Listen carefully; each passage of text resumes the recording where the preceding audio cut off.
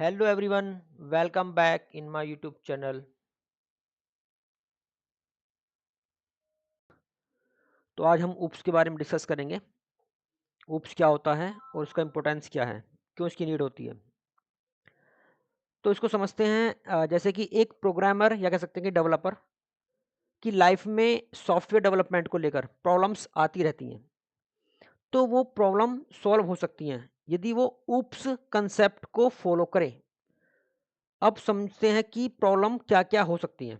जैसे कि एक प्रोग्राम जो बहुत ही वाइड है यानी कि बड़ा है, उसकी कोडिंग करने में, काम यानी कि वर्क को टीम में डिवाइड करने में परेशानी हो सकती है, काम को मैनेज करने में परेशानी आ सकती है और उसको मेंटेन करने में एरर्स काफ़ी ज़्यादा हो सकती हैं क्योंकि प्रोग्राम काफ़ी बड़ा है।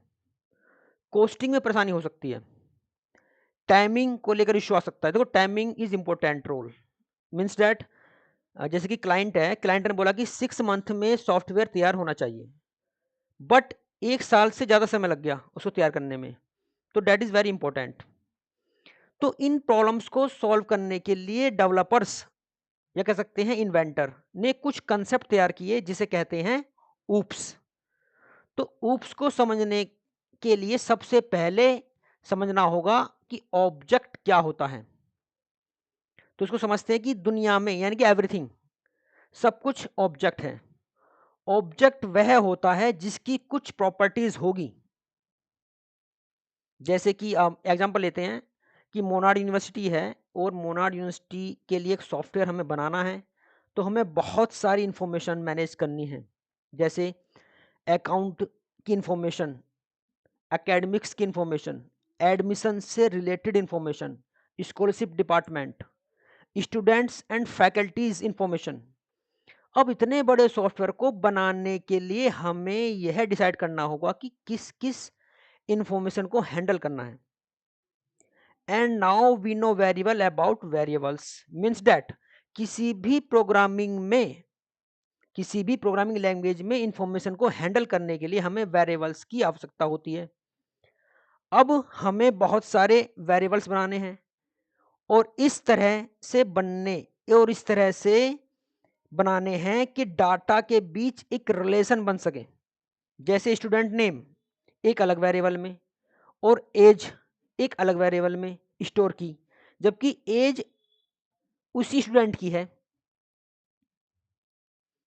अब अलग अलग वेरिएबल में इंफॉर्मेशन होने के कारण ये आपस में कैसे रिलेटेड हुए, क्योंकि प्रोग्राम में तो बहुत सारे वेरिएबल्स हैं। तो इस प्रकार वेरिएबल्स की ग्रुपिंग करेंगे। एंड सी लैंग्वेज में एक टॉपिक है जैसे कि स्ट्रक्चर, जिसमें वेरिएबल की ग्रुपिंग कर सकते हैं जिसके कारण वेरिएबल आपस में कनेक्ट रहेंगे। तो इस प्रकार सी प्लस प्लस में भी एक ऐसा ही फीचर है डेट इज कॉल्ड क्लास। तो यहाँ भी हम वेरिएबल्स की ग्रुपिंग करेंगे, बट यहाँ एक न्यू थिंग इज दैट कि वेरिएबल को हैंडल करने के लिए कुछ फंक्शंस बनाएंगे और ये फंक्शंस जो इन्हीं वेरिएबल को यूज करके कुछ ऑपरेशंस परफॉर्म करेंगे। यहाँ समझने वाली बात यह है कि फंक्शंस व वेरिएबल्स दोनों स्टूडेंट से रिलेटेड हैं।